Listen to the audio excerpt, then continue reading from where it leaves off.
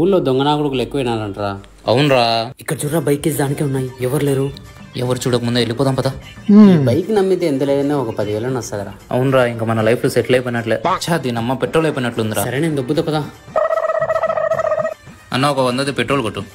100 ఎందుకురా, direct full tank చేయి, మందే కదా బండి. అంతే అంటావా? ఫుల్ ట్యాంక్ చేయనా? అసలు ఇది ఫుల్ ట్యాంక్ చేయించాలనే ఆలోచన నీకు ఎట్లా వచ్చిందిరా? అంతేరా, నాకు అట్లా వచ్చేస్తాయి అంతే.